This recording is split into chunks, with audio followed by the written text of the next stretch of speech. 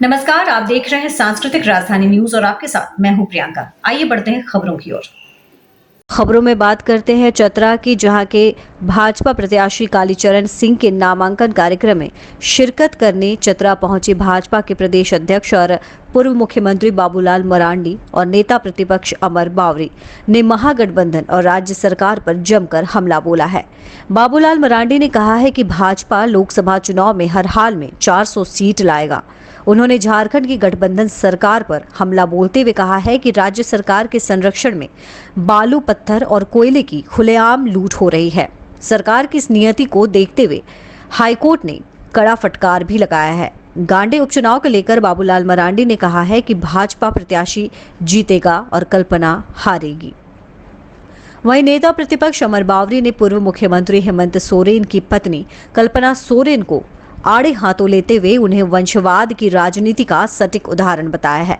कहा है कि महागठबंधन और कल्पना सोरेन को राज्य की जनता हराकर मुंहतोड़ जवाब देगी। अमर बावरी ने पूछा है कि कल्पना सोरेन कौन है जो पूरे इंडिया अलायंस को लीड कर रही हैं। गांडे उपचुनाव में उन्हें हराकर भाजपा जीतेगा। देश और राज्य की जनता भ्रष्टाचारियों और उनकी सरकार को उखाड़ फेंकेगी।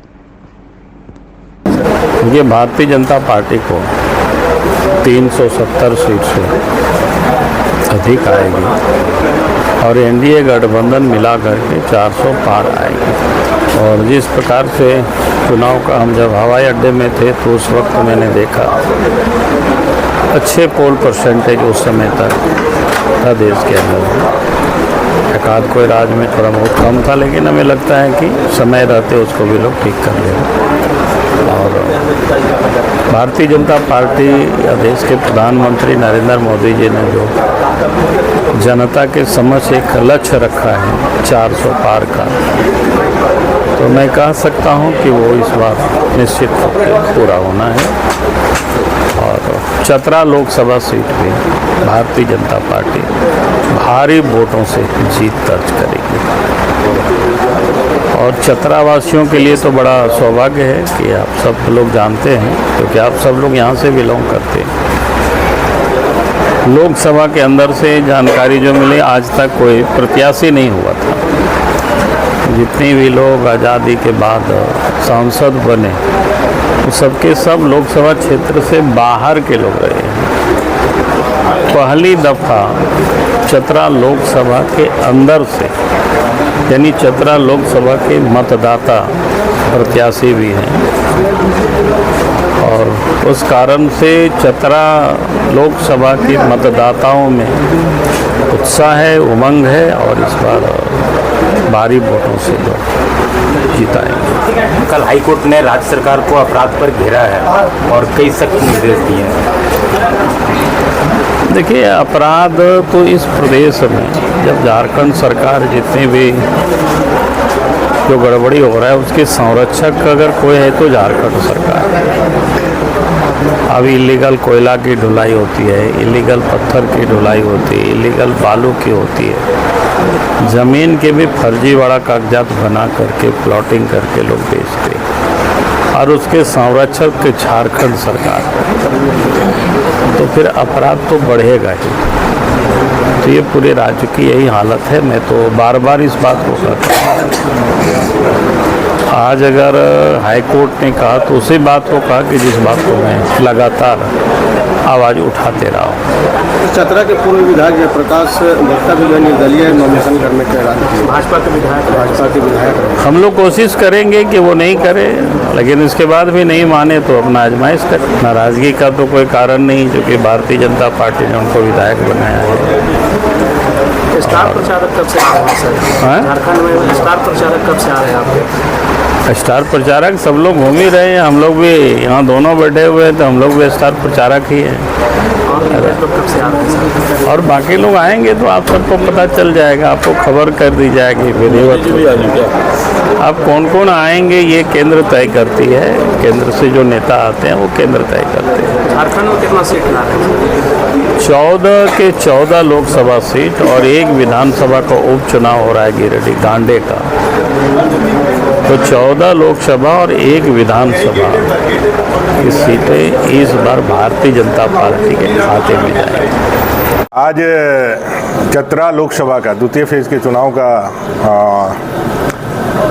घोषणा हो चुका है, उसका नोटिफिकेशन हो गया है और चतरा के लोकप्रिय जनप्रिय सुख दुख में साथ रहने वाले भारतीय जनता पार्टी के जुझारू कर्मठ और 100% जीत की गारंटी के साथ अपने माननीय प्रत्याशी कालीचरण सिंह जी आज अपना नामांकन करेंगे और उनके नामांकन में आज अपने प्रदेश के सम्मानित अध्यक्ष श्रीमान बाबूलाल मरांडी जी और हम सब लोग आए हैं। और ये जनता आप देख रहे हैं किस तरह से उत्साहित है।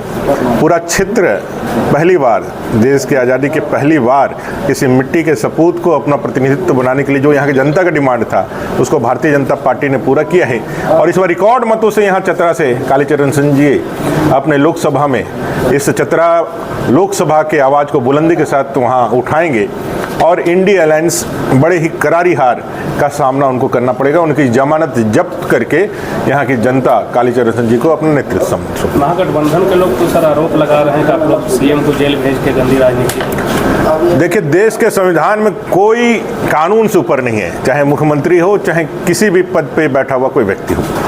जिसने इस झारखंड के जल जंगल जमीन के साथ अन्याय किया, जिसने यहाँ के 3.5 करोड़ जनता के साथ धोखा किया, जिसने यहाँ के जंगल को, यहाँ के पत्थर को, यहाँ के बालू को, यहाँ के कोयला को, यहाँ के युवाओं के सपनों को जिसने बेचा है, आज वो जेल के सलाखों में अपने करने से है।